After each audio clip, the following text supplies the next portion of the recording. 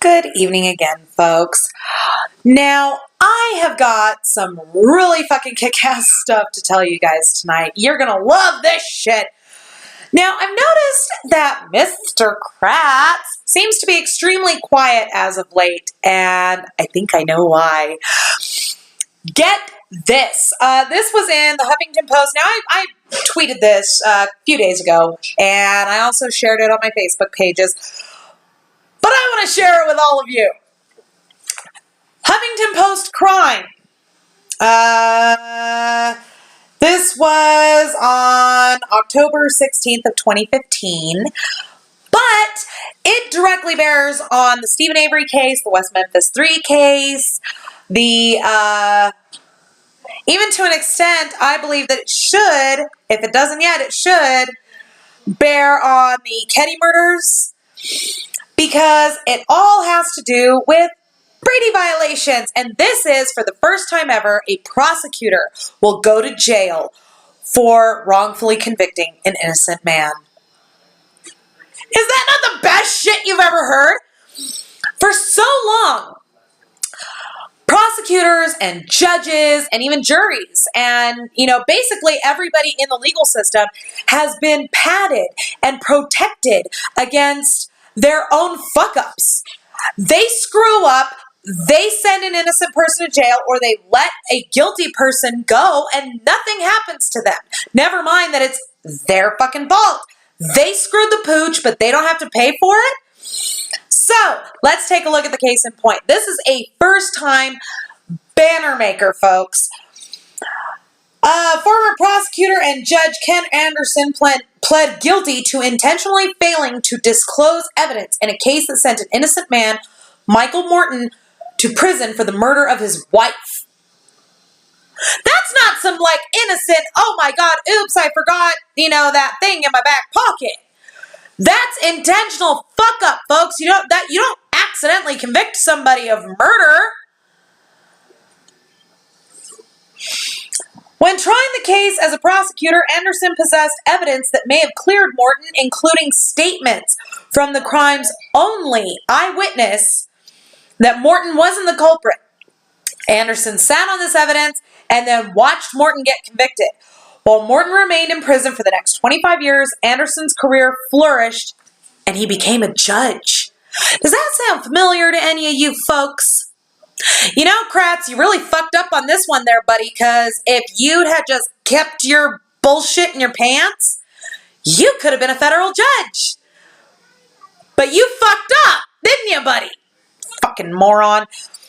In today's deal, Anderson pled to criminal contempt and will have to give up his law license, perform 500 hours of community service, and spend 10 days in jail. Anderson had already resigned in September from his position on the Texas bench. Now, that is an extremely light sentence, folks. I agree with you there. I personally feel that this motherfucker should have had to pay a hefty fucking fine to the victim of his misconduct. I personally feel that he should have spent a minimum of 25 years in prison. Eye for an eye, folks, and they're down in Texas. I mean, they believe in that shit. And I'm pointing because that's the direction Texas is from my house. But the fact is that he should have to do the same amount of time that the person who was wrongfully convicted did. But this is a first case scenario. We're coming for you, Kratzy. Oh, yeah. And Fogelman, I'm going to nail your ass to the wall. Now, here's what you have to understand. What makes today's plea newsworthy is not that Anderson engaged in misconduct, because we're kind of used to that at this point in this fucking country, aren't we? Indeed, while most prosecutors and police officers are ethical and take their constitutional obligations seriously, except for in Manitowoc County and West Memphis, Arkansas, government misconduct, including disclosure breaches known as Brady violations, occurs so frequently that it has become one of the chief causes of wrongful conviction. There it is, folks! It's really motherfucking simple, and how nobody prior to now could have done anything about it, I don't know. But this needs to go on the books.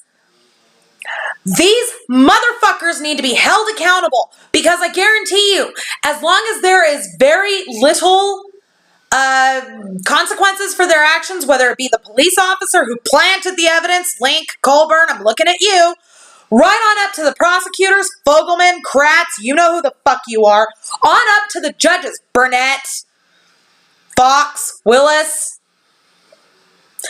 As long as there are no massive consequences for these sons of bitches, this shit's going to continue. This case is the first of its kind. And if I have to make my law practice bringing suits against these fuckheads, I will do it. I will do it all day long. I will be only too happy to do it. Because this is bullshit. You know, I find it interesting that in the West Memphis 3 case, the Alford plea came 4 months. 4 months. It was like an emergency hearing. They were like, hey, guess what? You're going to court today. That sort of thing. It was like a spur of the moment, rush to the courthouse sort of thing. Because it was 4 months before the court was going to hear an evidentiary hearing on the new evidence that the 3 convicted had found in the case. And by taking an Alford plea, that protected the state of Arkansas from a lawsuit for wrongful conviction. See, that's bullshit. That's fucking dirty ass pull. The state is still being protected more than the citizens. What kind of bullshit is that? All right, folks. I got some new shit for you tonight. Can't wait for you guys to see it. Don't forget, head on over to cluetv.net. Sign up for your subscription while the introductory price is still there.